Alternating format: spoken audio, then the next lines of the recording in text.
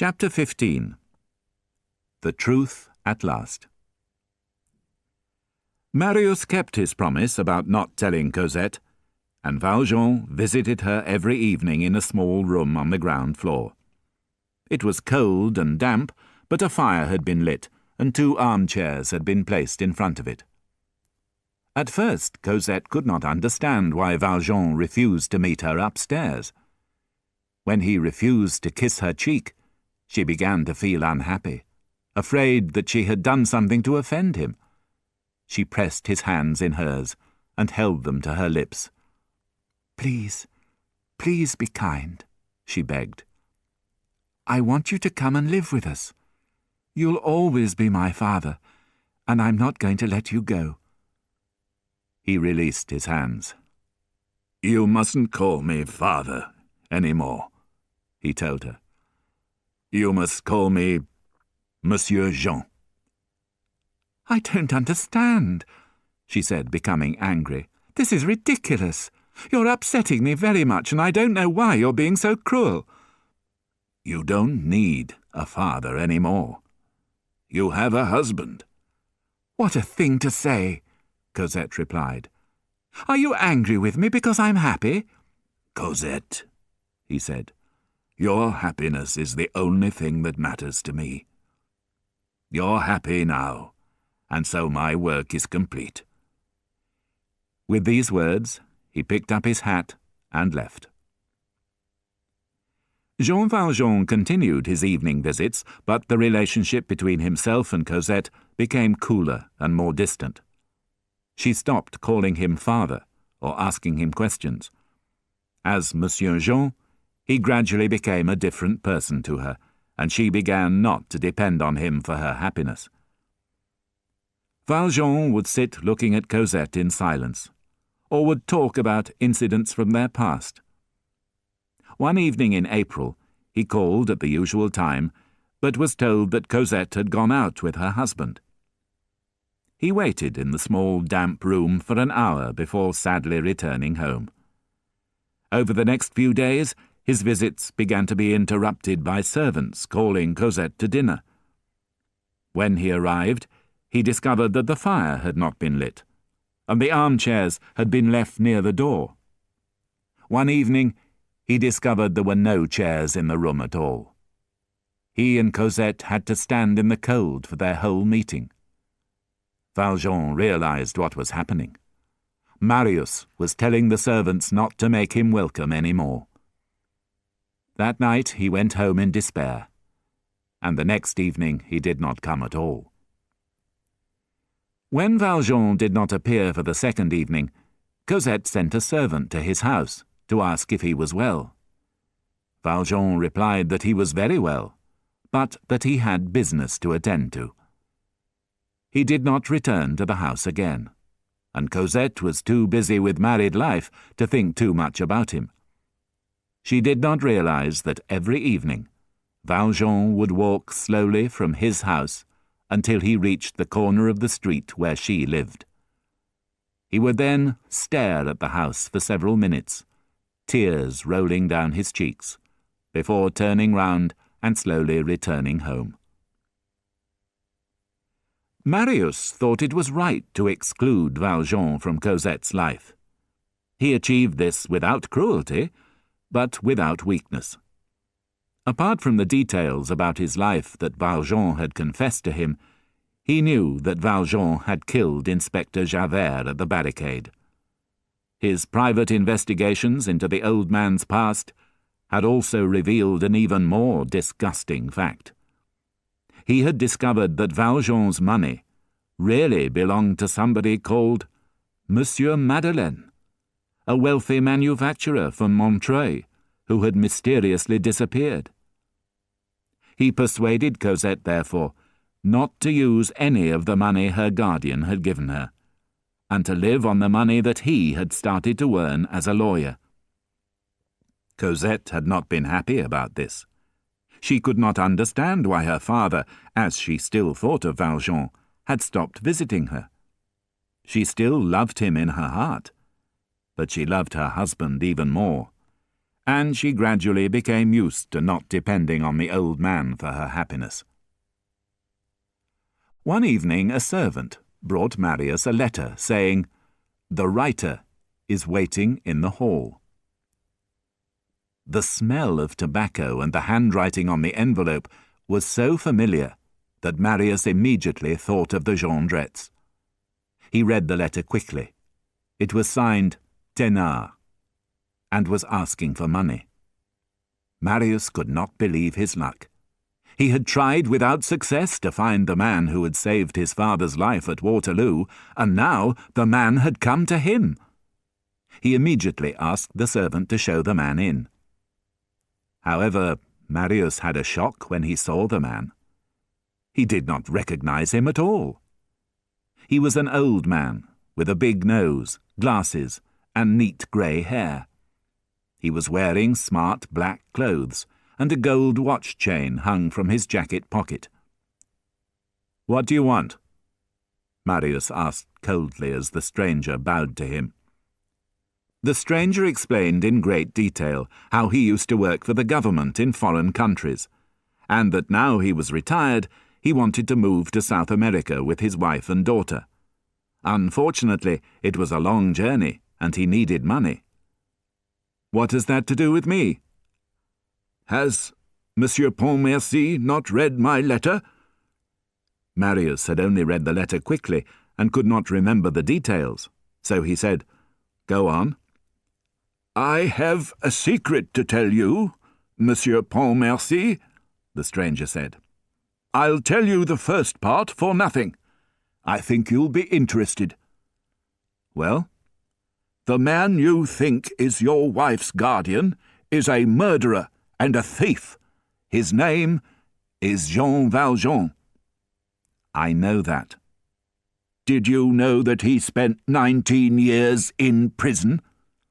"I know that too." The stranger narrowed his eyes, trying to hide his disappointment and anger at Marius's calmness. Then he gave a strange smile. "I have more information to tell you. It concerns money that belongs to your wife. It's a remarkable secret, and I'll sell the information to you for 20,000 francs. "I know this secret already," Marius said, "just as I knew the others." 10,000 francs? I repeat, you have nothing to tell me. "But I need to eat, monsieur," the visitor said, losing confidence. "I'll tell you for 20 francs. "I know it already," Marius said. "I know everything. I even know your real name." "It's Thénardier." The visitor laughed, but Marius went on. "You're also Jondrette, and you once had an inn in Montfermeil." "I deny it." "You're a completely rotten man. But I'll give you this." Marius took a banknote out of his pocket and threw it in the stranger's face. "Thank you, Monsieur Pontmercy," the man said, examining the note. 500 francs, that's real money. "Oh, well, I suppose we can relax."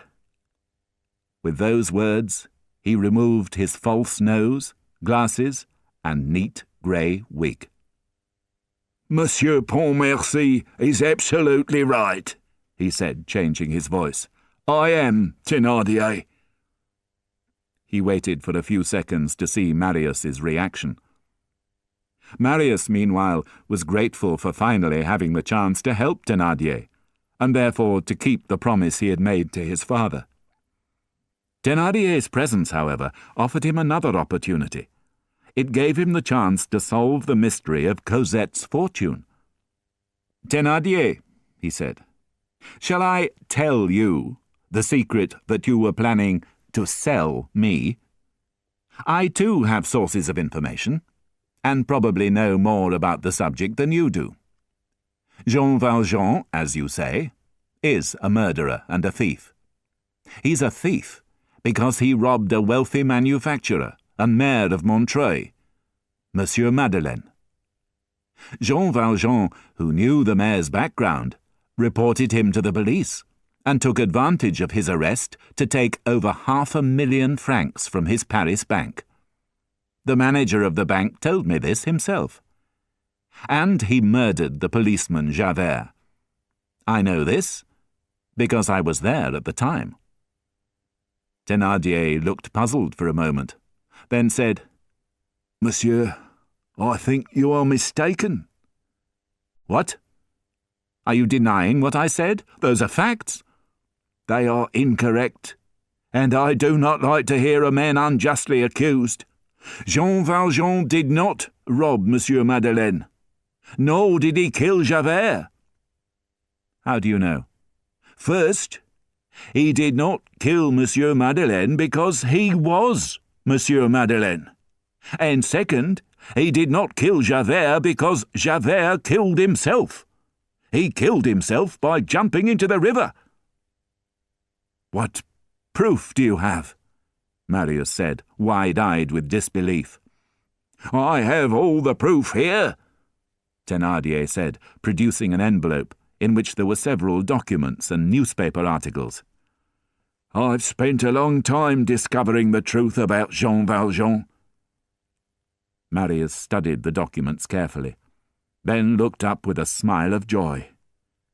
"But he's a splendid man. The fortune was really his. And he's not a murderer or a thief at all. He's a hero and a saint." "He's a thief and a murderer," Thénardier said quietly. "What do you mean?" "I told you that I do not like to see a man accused unjustly, but I do like to see a man punished for crimes he has committed." "And what crimes are those?" Thénardier sat down and told Marius about the time he had helped Valjean to escape from the Paris sewer. "He was carrying the body of a man he had robbed and killed," Thénardier said. "Look, I have a piece of cloth from the dead man's coat as proof." He produced a muddy piece of cloth and showed it to Marius, who immediately went pale and rose unsteadily to his feet. As Thénardier continued to talk, Marius opened a cupboard door and took out a coat. "That man was me!" Marius cried. "And here is the coat I was wearing." Thénardier stared at the coat and the cloth in his hands, speechless with fear. He was even more surprised when, instead of chasing him out of the room, Marius ran towards him and pressed several 1,000-franc notes into his hand. "You're a terrible man," Marius said, "a thief and a liar. You came here to destroy a man, but you have done the opposite. If you hadn't saved my father's life at Waterloo, I'd report you to the police. I know that your wife is dead, but take the money and start a new life in America with your daughter. When you arrive there, I'll send you another 20,000 francs. Now get out. I never want to see you again."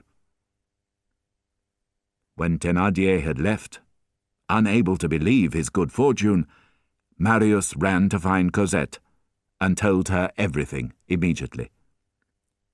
"We must go to him at once," Marius said. "He was the man who saved my life. We must waste no time." Minutes later, he and Cosette were travelling in a carriage to number 7, Rue de l'Homme Armé. Jean Valjean looked up when he heard the knock on his door, and called in a weak voice, "Come in." The door opened, and Marius and Cosette appeared. Cosette rushed to the chair where Jean Valjean was sitting. "Father!" she cried, falling into his arms. "So, you've forgiven me," Valjean whispered, hugging Cosette to him and turning to Marius. "Cosette, did you hear what he said?" Marius cried, tears of shame and guilt rolling down his cheeks. "He asked me to forgive him. And you know what he did? He saved my life, and he brought me back to you. He came to the barricade to save me, just as he saved Javert. He carried me on his back through the sewers of Paris to bring me to you. Oh, Cosette, I feel so ashamed of the way I've treated him." "You have no need to say all this," Valjean murmured. "Why didn't you say it yourself?" Marius demanded. "Why didn't you tell me that you were Monsieur Madeleine, and that you saved Javert's life at the barricade? Why didn't you tell me that I owed you my life?" "Because I thought it would be better to break away. If you had known the truth, you would have felt obliged to be good to me, a worthless criminal. That would have upset everything." "What or whom would it have upset?" Marius said. "Well, we're not going to allow you to stay here on your own. You're going to come home with us. You're Cosette's father and mine. I won't allow you to spend another day here." "And you can't refuse this time," Cosette agreed, sitting on Jean Valjean's lap and kissing his forehead. "There's a carriage waiting for you. I'm kidnapping you, by force if necessary." Jean Valjean listened as she described the view from the room that would be his, the beauty of the garden, the singing of the birds, but he was listening more to the music of her voice than to the meaning of her words. Finally he said, "Yes, it would be delightful. But—" Cosette, frightened, took his 2 hands in hers. "Your hands are so cold," she said. "Are you ill? Are you in pain?" "No," said Valjean. "I'm not in pain, but—" "But what?" "I'm going to die soon." "Father, no!" Cosette cried. "You're going to live. You must live, do you understand?" Marius and Cosette both did their best to raise Valjean's spirits, to show him how much they loved and needed him, to fill him with the strength and the desire to live again. But it was too late. Valjean smiled, his eyes shining with love and happiness, but he was beginning to lose strength. "To die is nothing," he murmured. "But it is terrible not to live."